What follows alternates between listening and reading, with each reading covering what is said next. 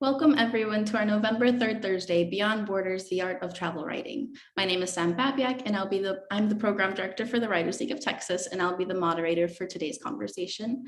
But before we get started, I'm just gonna take some time to introduce our panelists. First up, we have A. Kendra Greene. A. Kendra Greene is the author and illustrator of The Museum of Whales You Will Never See. She started writing essays on a Fulbright to South Korea, finished an MFA in Iowa, and recently taught text and image at the University of Iceland. She lives in Dallas, where she is an editor for the Southwest Review and guest artist at the Nasher Sculpture Center. Her writing has appeared in The Guardian, The Wall Street Journal, and Atlas Obscura, while her artist books are held in collections as far away as Qatar. Thank you, Kendra, for being here. Next up, Ursula Pike is an author and creative writing instructor living in Austin, Texas. Her debut memoir, An Indian Among Los Indigenas, a native travel memoir, was listed as one of Miss Magazine's most anticipated reads for the rest of us 2021. She's a graduate of the MFA program at the Institute of American Indian Arts, and her writing has appeared in Yellow Medicine Review, Lit Hub, World Literature Today, and Ligeia Magazine. Ursula has been featured in Austin Monthly, The Texas Standard, and Poets and Writers magazine. She served as a Peace Corps volunteer in Bolivia from 1994 to 1996. An enrolled member of the Karuk tribe, she grew up between Daly City, California, and Portland, Oregon. For more information, visit ursulapike.com. Thanks, Ursula, for being here. And last but not least, Alex Temblador is an award-winning travel writer with publications in National Geographic, Condé Nast Traveler, Travel and Leisure, Outside Magazine, TripAdvisor, Lonely Planet, Texas Monthly, Texas Highways, Vice, among many others. Although Alex has done copywriting work for Hotels.com and edited travel guides for the likes of Insight Guides, she primarily writes travel articles as a freelance writer. Her coverage of diversity, equity, and inclusion issues in the travel and hospitality sectors has led to Alex moderating the World Travel Market's first Racism and Tourism panel and receiving the 2021 Bessie Award for Most Impactful Piece of Writing for her article in Condé Nast Traveler, Questions Every Anti-Racist Traveler Should Ask on a Trip. Alex lives in Dallas, Texas, and is the author of 2 novels, Secrets of the Casa Rosada and the forthcoming Half Outlaw. Thank you, Alex, for being here.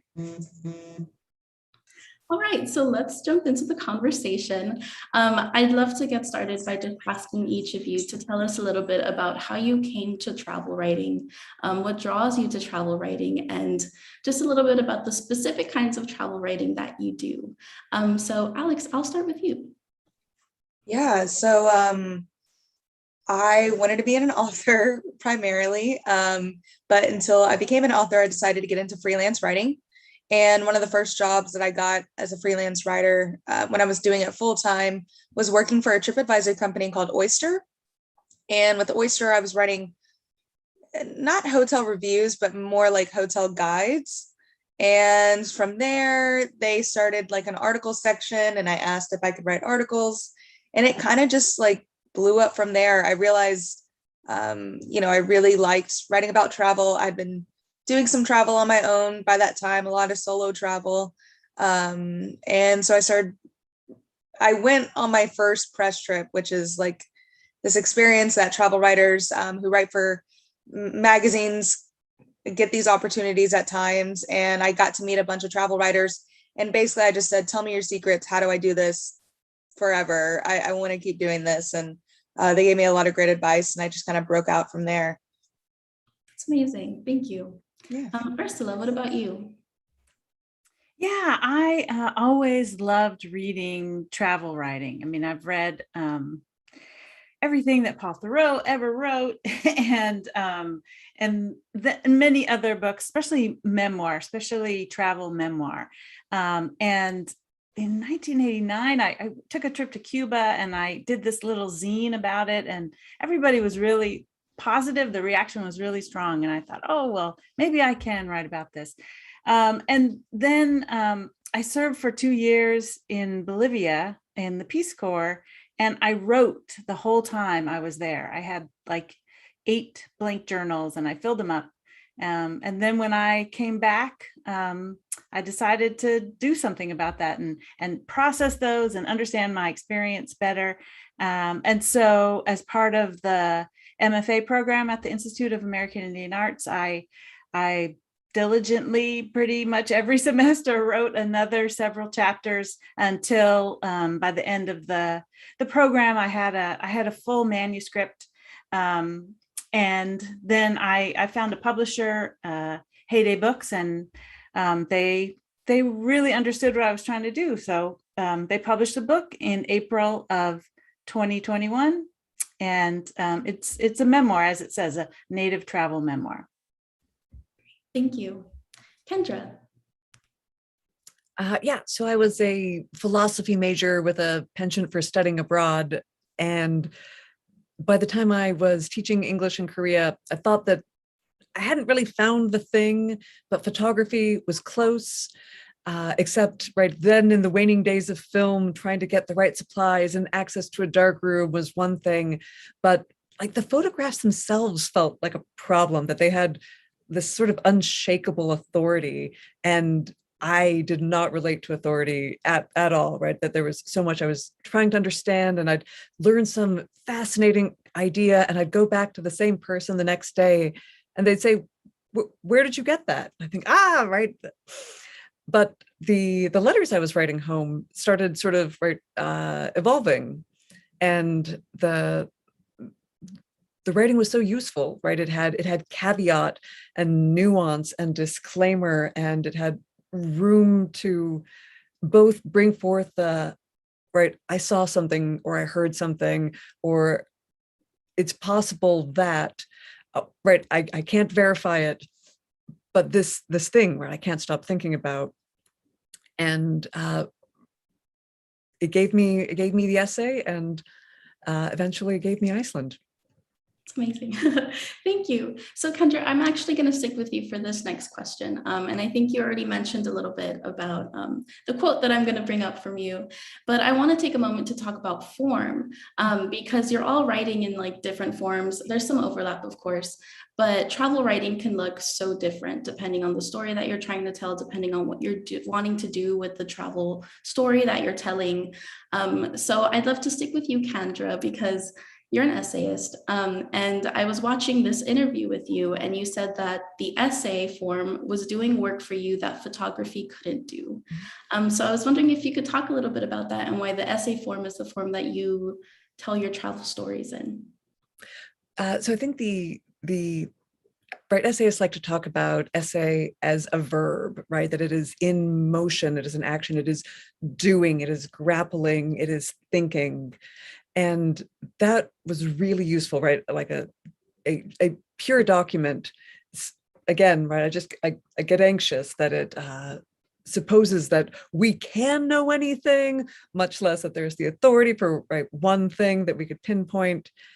And the following the mind, following the figuring out, the charting where you were wrong, but how being wrong was interesting too.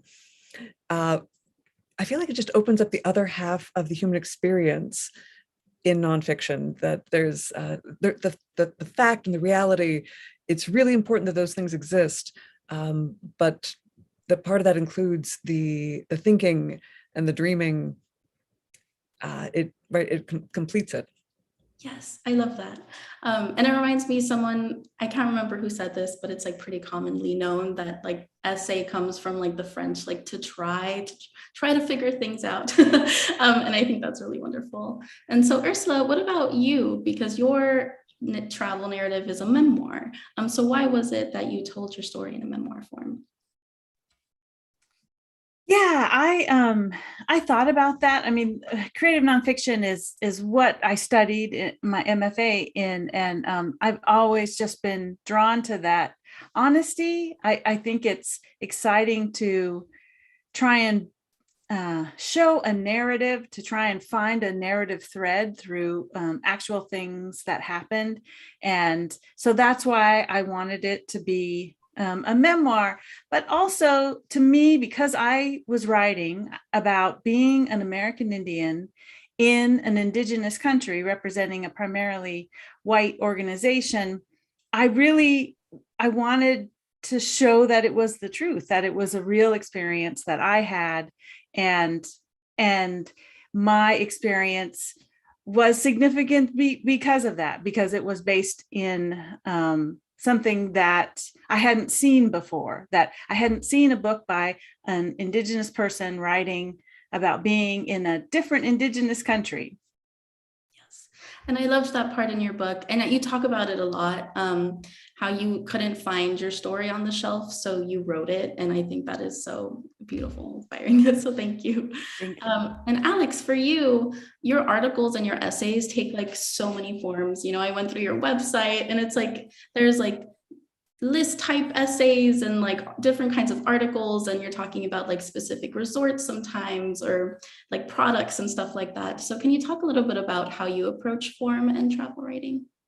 Yeah, so as you said, I do a lot of different forms. Sometimes it can be listicles, like, 10 best wineries in the Southwest to visit, or sometimes I am doing features about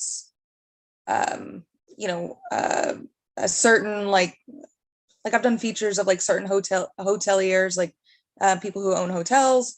So that might be a little bit longer.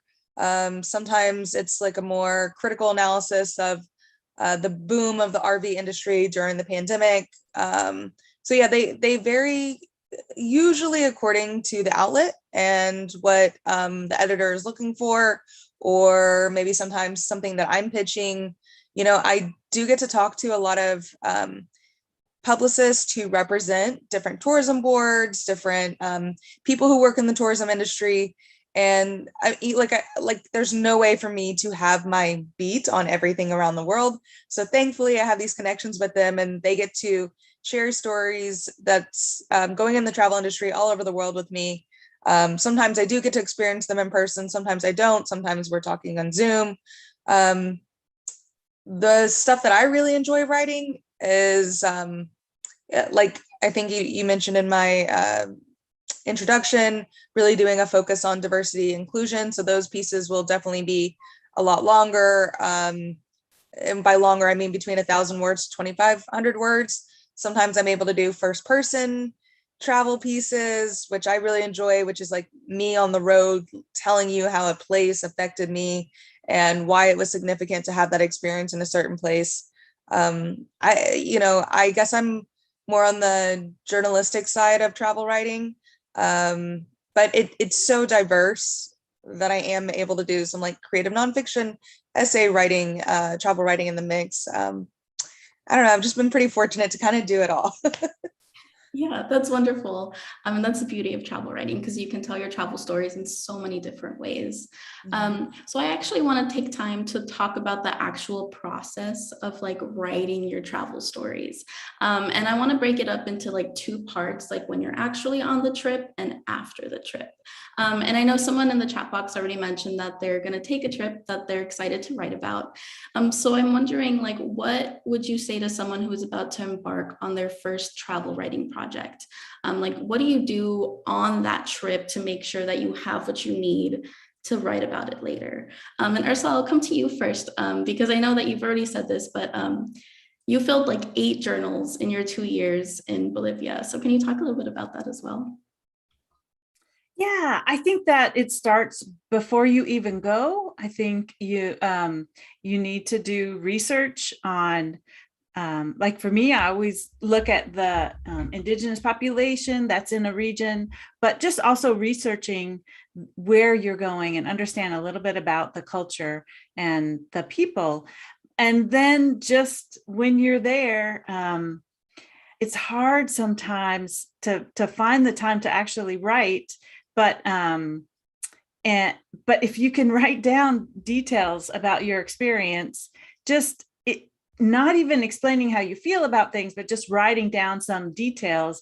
But then after, either you come back or in the evening, when you have a chance to reflect on how that experience was.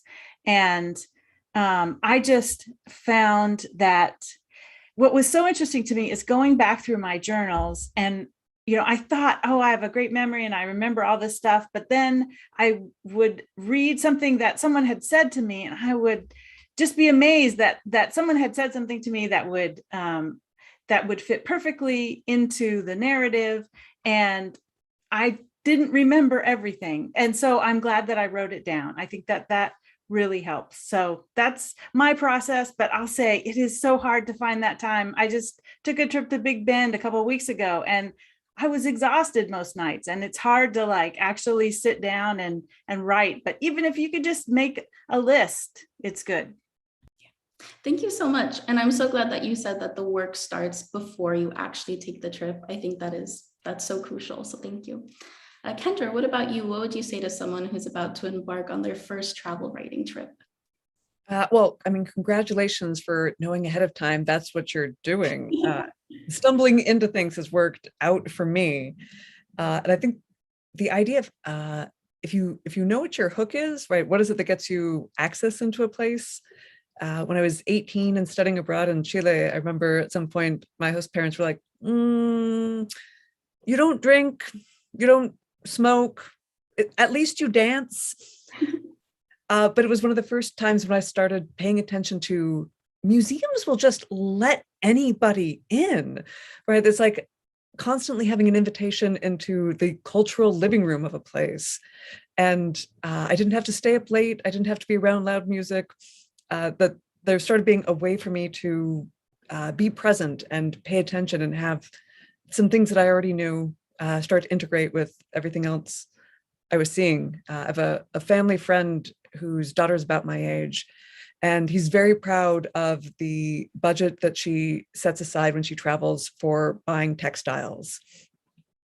That he's like, she practices the language, right? She makes connections, and right, the bartering takes so long, you end up with the invitation to dinner, or the next great place that you should go.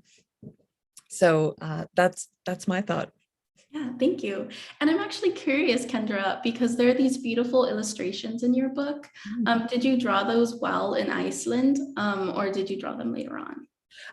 They are all from photographs taken in Iceland. So I totally agree with Ursula.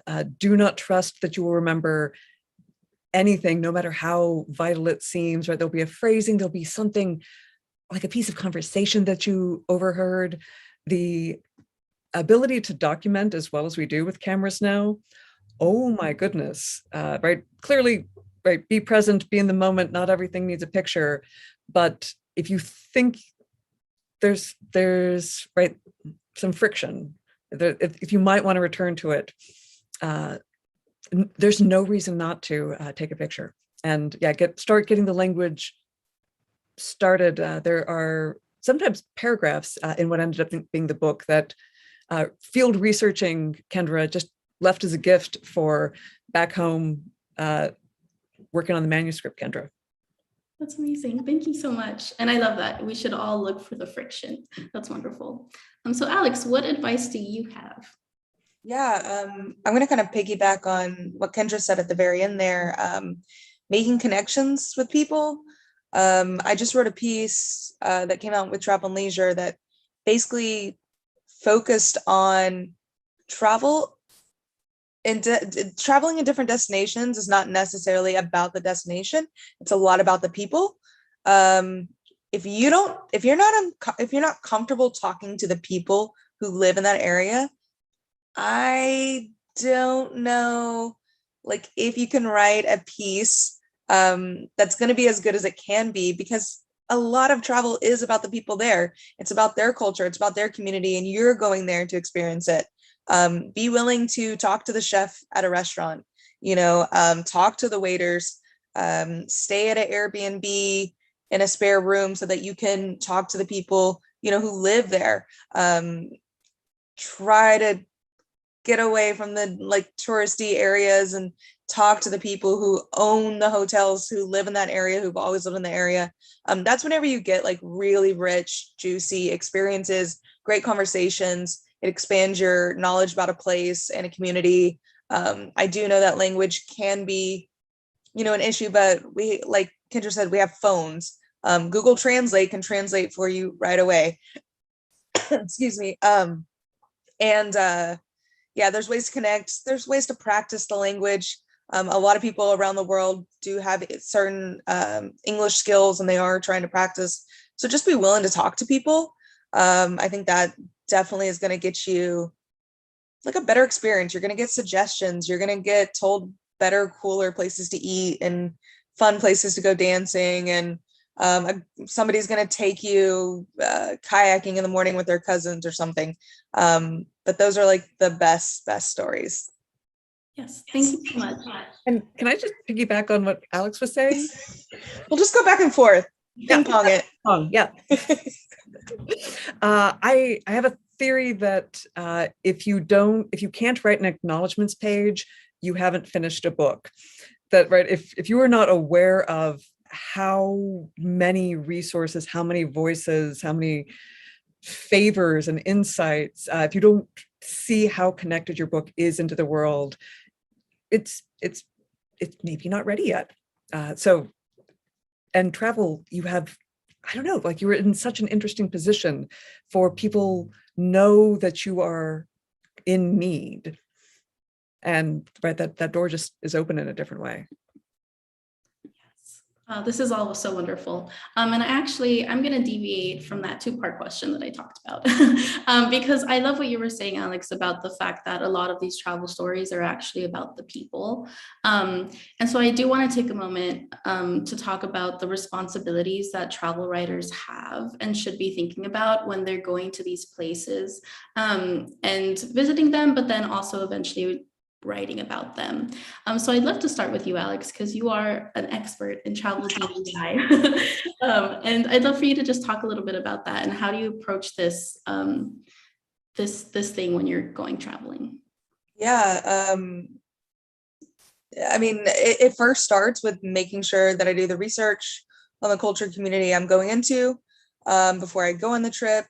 When I'm there, being as respectful as possible to the community, their culture, their societal norms, asking people in very respectful ways if they're comfortable with talking to me about things that go on in the culture that maybe other articles have not given me access to, because a lot of communities have been largely ignored, especially people of color and certain destinations.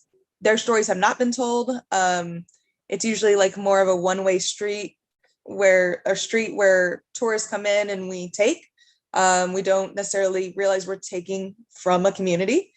And then when you get back, if you are interested in travel writing, really, really focus and do a lot of research on decolonizing travel writing. So there are certain words and phrases, for instance, do not describe a place exotic, or because it's not.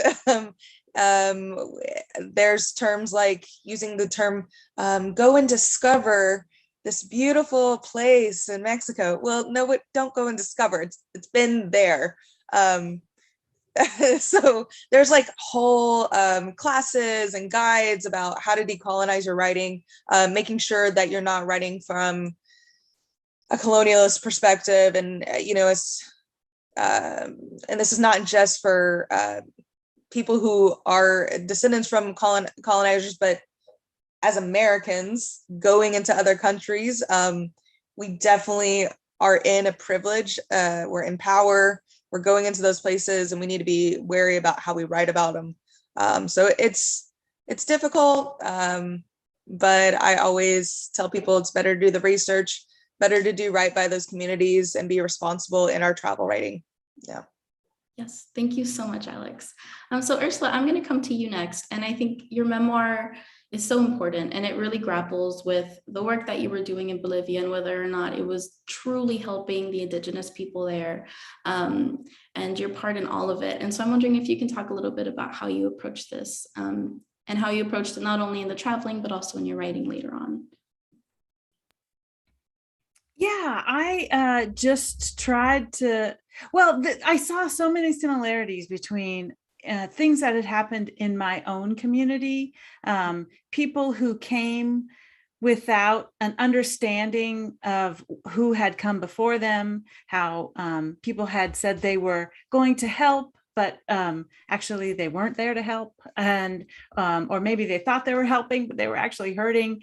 But just to recognize that, and also to recognize that they knew their own situation better than I ever could as an outsider, and that the real thing I was doing was I was there to learn. They weren't these empty vessels waiting for me to fill them up with my generosity. They were they're human beings with, expert, and had joy in their life and had heartbreak and everything just like anybody else. And so when I wrote about that, I really tried to approach them, talk about the people as I would talk about anybody in my community, and show all the sides of them, just as you would in any good writing, make sure that they're fully realized humans. I did want to say something about responsibilities when we're traveling is, something I've really noticed is that people are curious about, especially indigenous cultures. And I know that, like for my tribe, there are opportunities for people to come and watch certain activities, or maybe they'll have events at the casino. And then there are other more private things that are just for tribal members. And I think that there are opportunities for you to engage with the culture. There are invitations, and there are ways often with those events that you could support indigenous artists, and like at a powwow or something like that. And I just think if you can, those opportunities exist, and you don't necessarily need to seek out these opportunities that are really reserved for indigenous people. There'll be enough that are open to everyone. Yes, thank you so much, Ursula. Kendra, what do you have to add? And I would also just like to say that your book is so beautiful, and I was so excited to get into it and learn about all of these museums. And I was just it's written with so much empathy and so much kindness and warmth with all of the people, because the stories of the museums really ended up being about the people who made them possible. And I thought that was so well done. So I was wondering if you could just talk a little bit about that as well. Yeah, I don't always feel comfortable with the, travel writing. It's intimidating to me. I wouldn't have, I didn't mean to approach it, right? There's a way that it's very secure to place writing. That I feel like I can get a handle on. There's not a section for museum writing, but it's, I've become really thankful for the way that the museum is the thing that I'm native to. It feels like that's where I feel the grounding and the expertise and the entry, and that I was not intimidated. That was a scope I felt I could manage. I don't know that anyone is competing to be a leading expert in Icelandic museum founding 1995 to 2015. I would love to meet you. If you are, please say hello in the chat. But that specificity was useful to me. And then the travel component emphasized things that I hope are always in the writing. But you can't not be paying attention to the importance of generosity and humanity, and trying your best to get it right, and trying again, because I don't know, I think about the new director of the award-winning Herring Era Museum up in Siglufjordur in the north. Anita and I've gone over the draft, I think 4 times. And every time, right, she fact-checked something new that would come up. And goodness knows, maybe if we'd gone on for draft 6 and 7, we would keep finding one that'll, well, it's not 30 meters, it's more like 20. Going. Yeah, I think that I've been thinking about something I once heard the longtime editor of the Iowa Review, David Hamilton, once said in a hallway. He was contemplating a travel writing syllabus, and he said sort of offhandedly, but from a certain light, isn't every essay a travel essay?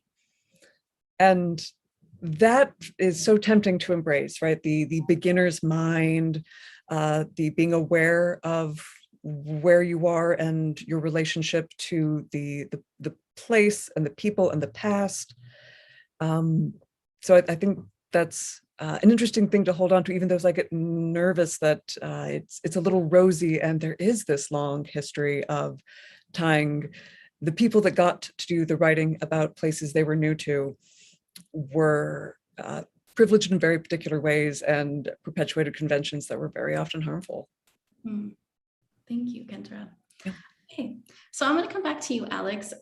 And I want to talk about, like, once you've gotten back from the trip and you're getting ready to write, and for you, like, you're writing articles. I'm not sure exactly what your timeline looks like, but usually, like, is it pretty fast? And what does that process look like for you after you've come back from the trip and you're getting ready to really write the piece? Yeah, so when I come back from a trip, I do not write it until I have an article assigned, because I need to make sure I'm going to get that work. So for me, when I come back, I'm pitching to editors, sending them basically very small emails saying, I'd like to write about this. Would you be interested in it? An editor will give me green light or red light. If they give me a green light, I don't know, the turnaround can be anywhere from, like, can you get it to me in a week, or can you get it to me like in a month or 2 months? Typically it's going to be about a 2.5 week turnaround though. And I guess my writing process is trying to make sure that I have all the information I need. So I do make sure, and maybe I didn't mention this earlier when we were talking about, like, what to do whenever you're traveling. Get people's contact information, because as much as, like, you kind of write down, like, quotes, they might say something that you didn't write down, but in your head you're like, I really want to know more about that for the piece. So I'll reach out to people, ask them for further information, or I need a little bit of more historical background, so I'll reach out to other sources that I found in the area. And for me, I tend to not write a piece in one day. I really don't like doing that. I'll start with, like, just feeling and thinking out, like, what was the big thing that happened to me, like the big image experience. And I try to ground my reader starting out with kind of being in the space, being in the place. What did it look like? What did it feel like? What was something very impactful that happened, and go from there. You know, as I mentioned earlier, all of my articles are different, so it's kind of hard to say how I go about it. But honestly, get that first draft out. It's not going to be great. Go back in and edit and format. That's my favorite part of writing, is the editing aspects, and trying to see where different parts of the travel experience can fit in a piece, and moving things around until it flows like it's supposed to. I don't know if I answered your question. That's, like, it's very hard to say, how do you write an article? And I'm like, Yeah, and absolutely, they are all different, but you had some really great advice in there, so thank you. Thanks.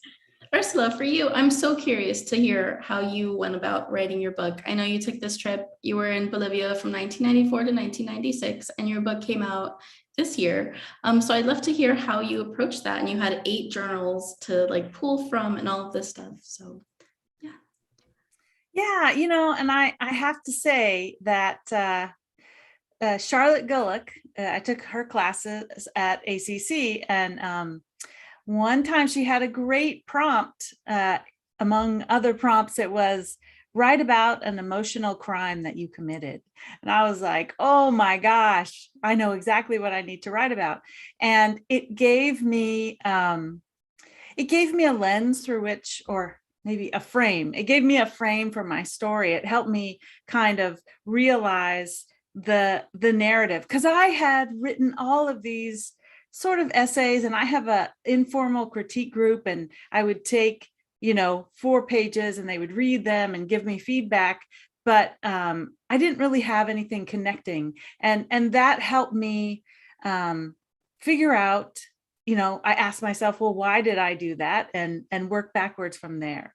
So even though I had written a lot of the pieces, maybe descriptions or about specific people, it really took that framing to helped me figure out the order to put it in, and then working through it. And I also love revision. I had a wonderful editor. I had two editors at Heyday, and they really helped me work through the whole narrative.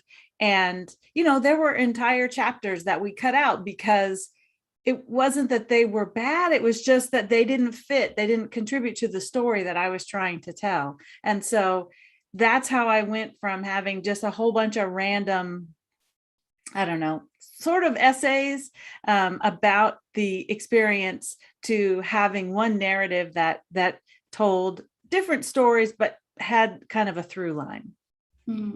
Thank you. What about you, Kendra? Found the unmute. Sam, give me the prompt again.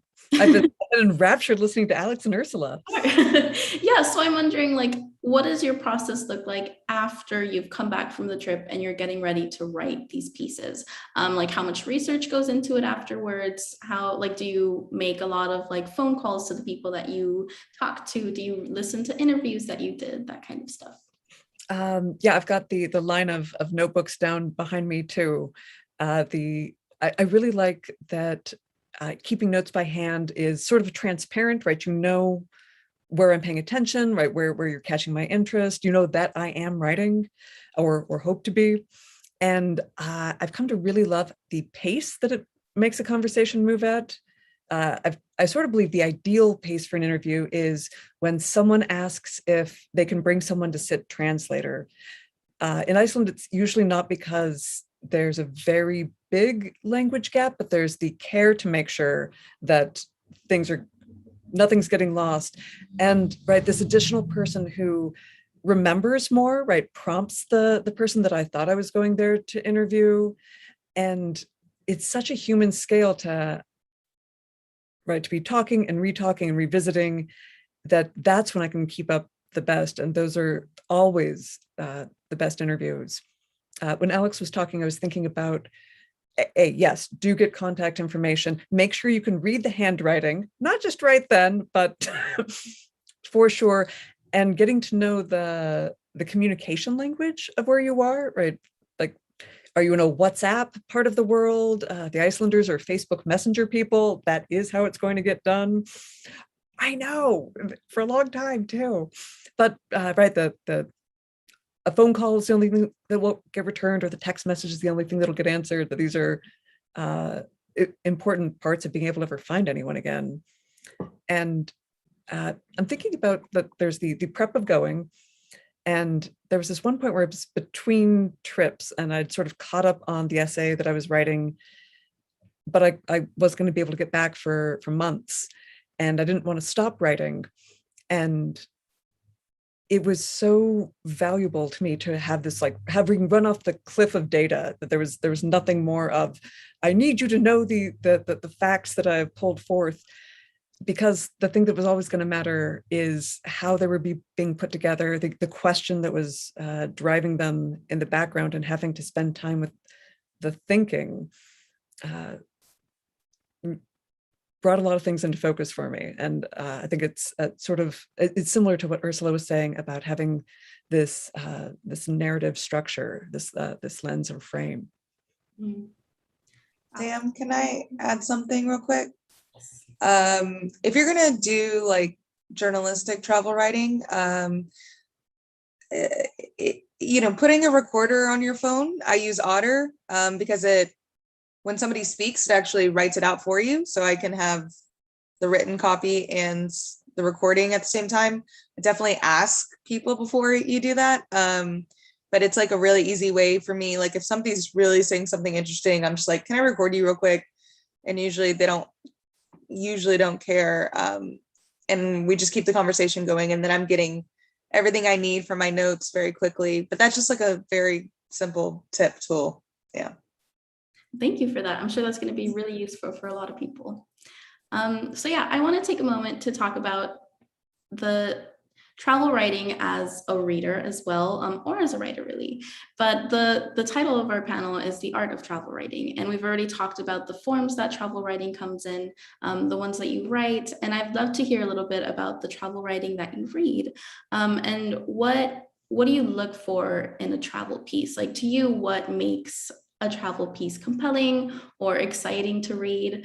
And maybe not necessarily like what should writers be striving for, but maybe like what are some things that they could read to inspire them when they're writing their travel stories? So let's see. Kendra, I can start with you. So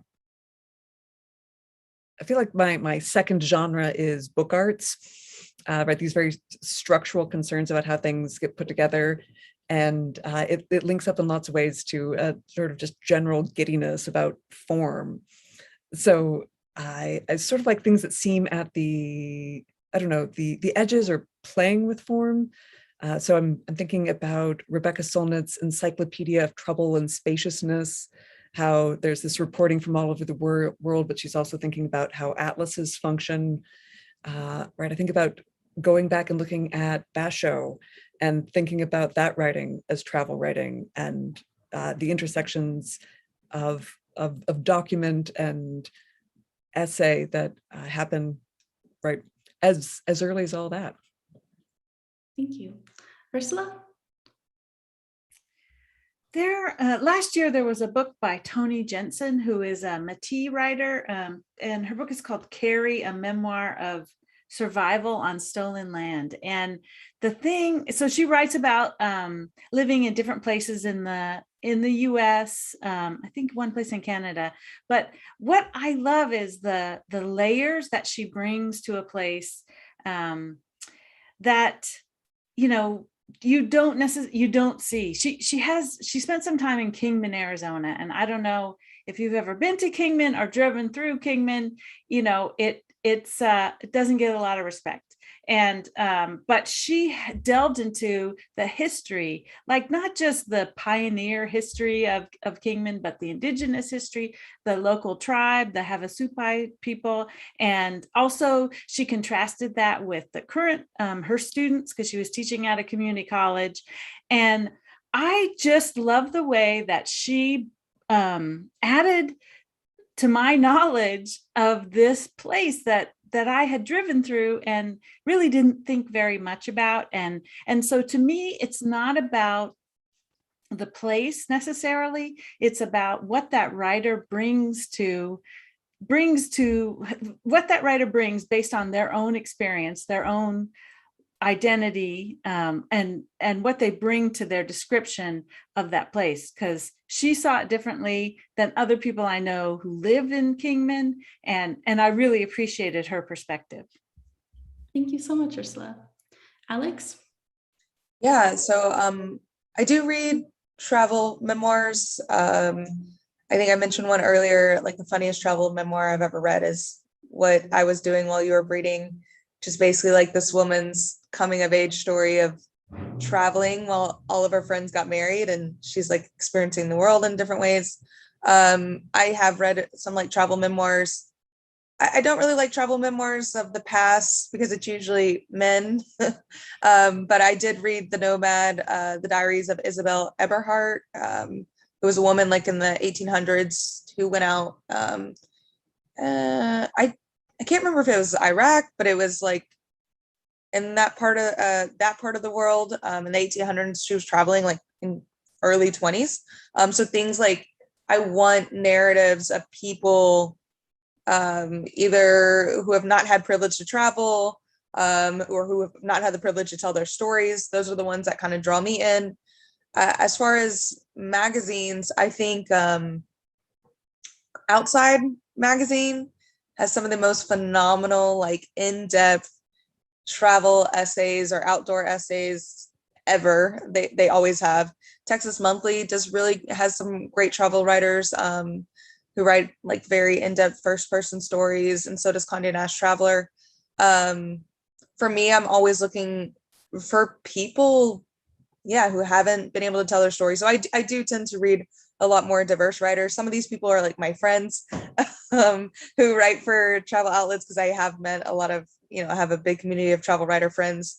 I also really enjoy those books, which I need to read Ursula's, because I'm just loving the premise of it, of people who are connecting to their, like, a similar culture or their culture in different ways in different places around the world. Like, I included Daniel Hernandez, down in Delirious in Mexico City.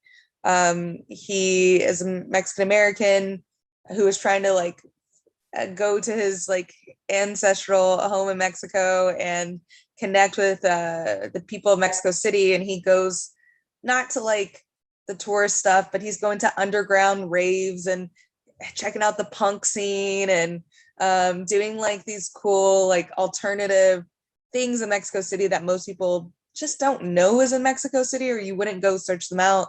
So the stories like that, that's stuff I want to connect to. And I think that's what we like to read. We want to read things about places that surprise us, that readjust our perception of the world around us. Yeah. Yeah, that's great. Thank you.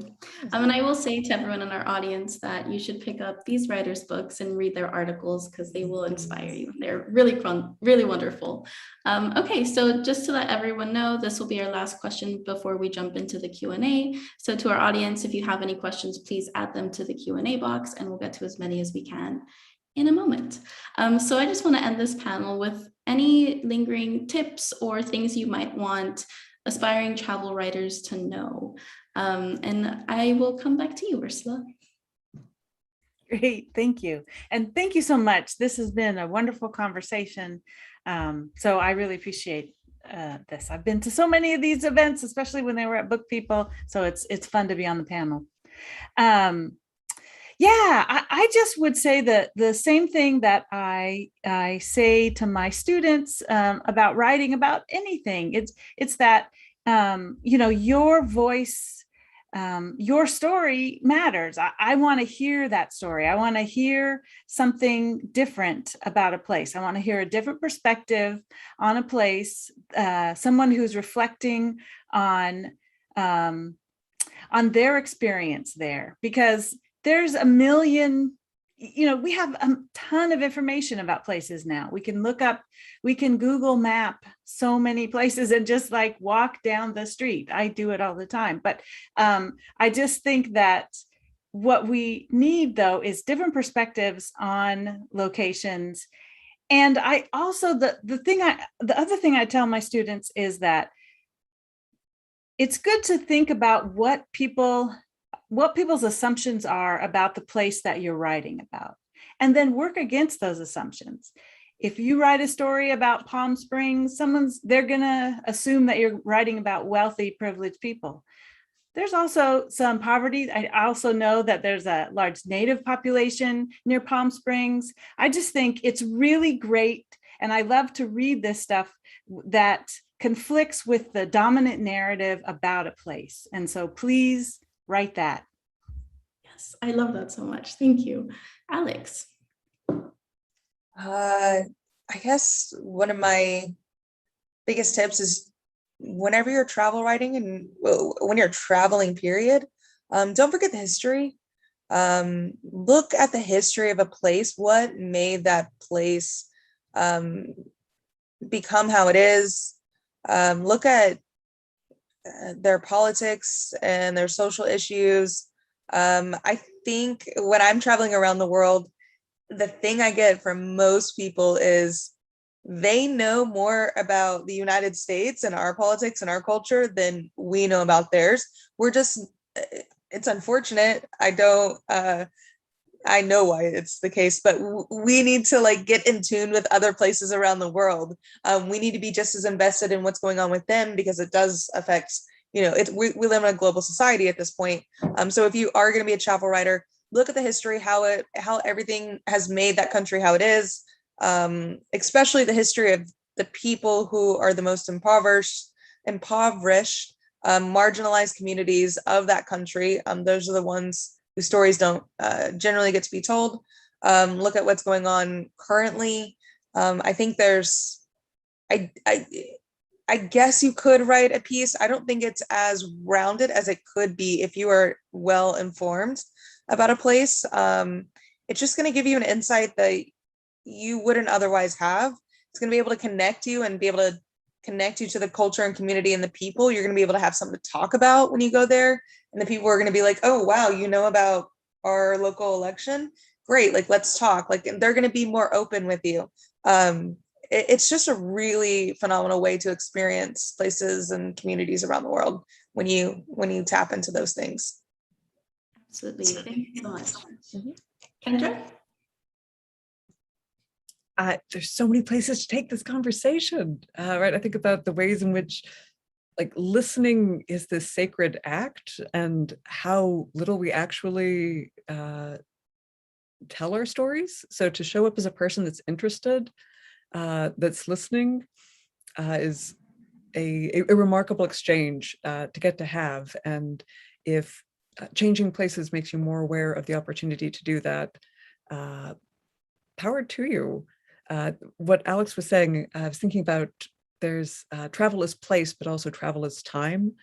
So, right, thinking about the moment that you're in, as well as what sits behind it and what's ahead of it.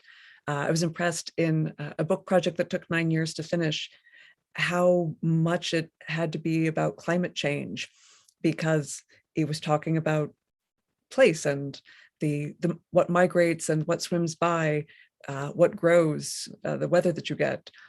All of that is already a thing that you can see changing. And Ursula said something that had me thinking about, it's I think it's Wainaina, How to Write About Africa, back when Granta did this retro, right, the All Africa issue, and mostly had not African writers.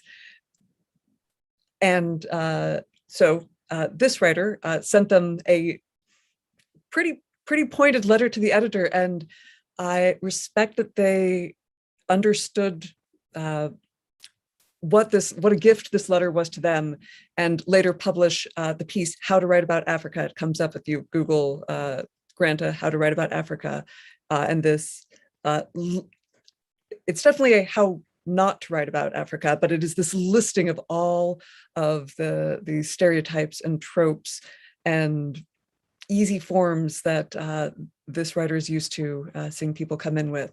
And I don't know, might just be one more place to start. Wow, thank you so much.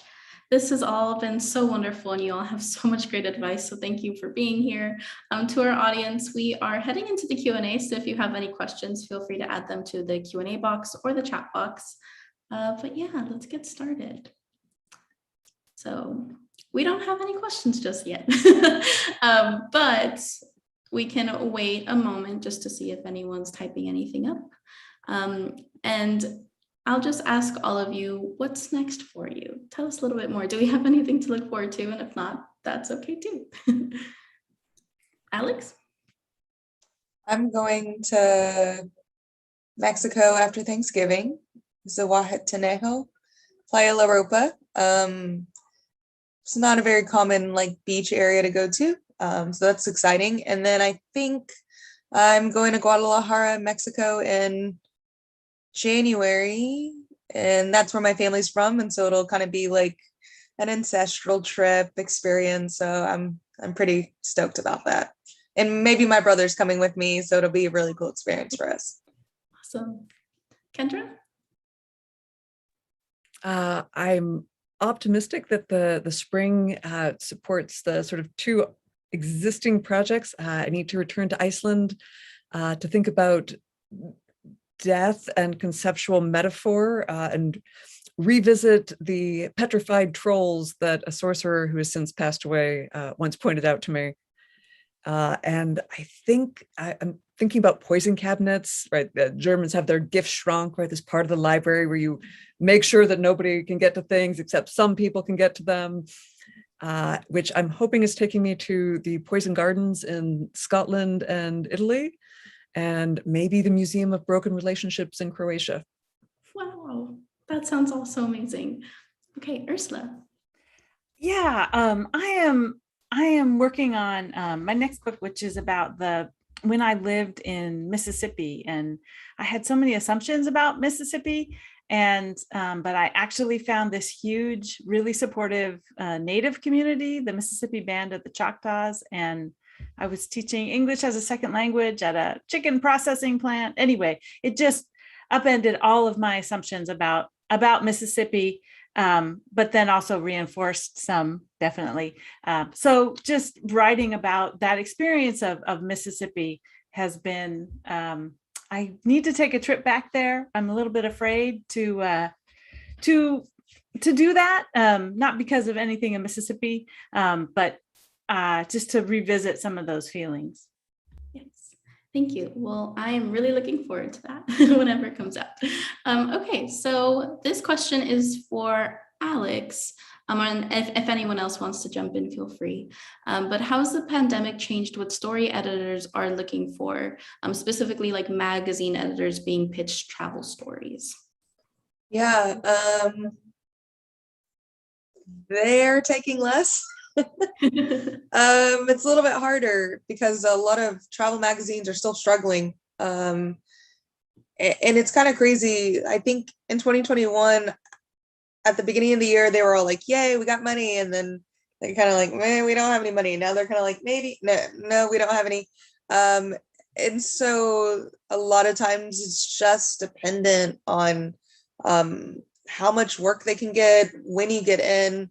But it does feel a little bit harder. They seem to be, I think they're trying to stay, okay, how do I say this?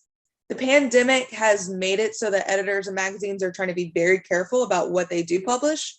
They're trying to be very responsible of like when to tell people to travel to certain places or how to travel to certain places. There's still, some magazines still won't publish international stories. Some will only do the Caribbean. Some will only do US still, or road trip still, or they're not comfortable yet. So it's trying to figure out what all these editors are thinking. I do think, and I'm also seeing some editors say, maybe don't mention the pandemic in the piece if you can. Of course, not all these pieces need to include the pandemic, but a lot of them are saying like try to be as light as possible now. They're trying to be inspirational and like help us, I guess, move forward.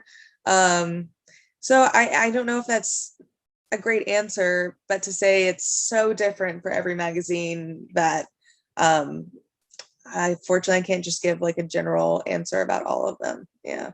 Mm-hmm. Thanks, Alex. Mm-hmm. Okay, next question. It looks like this question is for Kendra. What would you say to someone that is afraid to take the leap in becoming a professional writer? What was that like for you? Oh, I think you're muted. Well, I'm interested in the question of where you decide to define professional, right? Where is it a question of when you can claim something? Is it a question of where you can make your livelihood there? I'm trying to think of, I have a friend who gives the very, very good advice: anchor your victories. Because if you think that, I don't know, that you aren't a writer until you publish a book, you'll be waiting a while. Definitely if you're me, you will. But you also won't be paying attention to all of there's so many milestones along the way, so many things that are so fascinating and interesting and valuable and deserve your recognition and your celebration. So if the question is, how do you decide to quit your day job and believe with my Aunt Ellen that the universe has called you to do a certain kind of work, and you don't mess with the universe, right? If you do what it asks, it'll find a way to take care of you. You should just listen to my Aunt Ellen. That's one way to do it.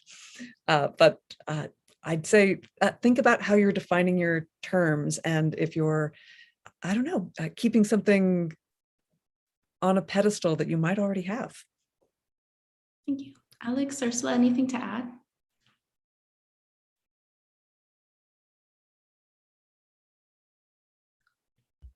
So, yeah, I mean, I balance my writing along with teaching writing, with working, volunteering. Joan Navayuk-Kane is this poet, and she said to me, she taught at the MFA program, she's like, you're always shortchanging something in your life. Either it's your writing or your family or something else, your community. And so it's just really hard. And I don't know how you just have to make that commitment and fit your life around that, but then also take care of yourself and make sure that you have something to sit down on or to give to the page, because if you stretch yourself too thin, then it's really hard to be creative in that position. Thank you. What Kendra said kind of reminded me when I was getting my MFA in creative writing. I had a friend who was just like the most phenomenal, encouraging, professional type of person. And I didn't feel like a writer because I was in grad school. I was 21 when I started my MFA. So I was really young, naive about the writing world. And she told me to get business cards that said writer and to hand them out and to tell everybody I was a writer. And then once I started doing that, you just started like kind of feeling like it.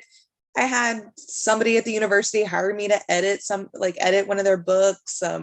I had different opportunities just kind of grow from that. And I got used to saying I was a writer. I would tell people I mean, even at like a bar, oh, what do you do? I'm a writer. And I don't have to explain anything to them. But it really did cement my idea of being a writer. I also liked when she said, anchor your victories. I was thinking, sometimes I think I felt like a professional writer when I got my first rejection, like because I put myself out there and somebody told me no, but also they took the time to read what I put out there. You know what I mean? So that put me into like the world of professional writing to get rejected. But I mean, I would say, yeah, most people are very insecure when they're starting out travel writing or writing of any type. But you enjoy it, you might as well do it. You never know what comes of it. I had no idea I was going to be a travel writer. I had no idea. Well, I was hoping I'd become an author, but I didn't know the travel writing sphere was going to come into my life. And I've just kind of gone with the flow, and it's been one of the most exciting things. And so I would just encourage you to write, to put yourself out there, and to keep going at it. Yeah. Thank you. And I think that's a great note to end things off tonight. Thank you to our panelists, Kendra, Ursula, and Alex, for your wonderful insights. We were so lucky to have you. And thank you to our audience for being here. Remember to buy our panelists' books and support an indie bookstore.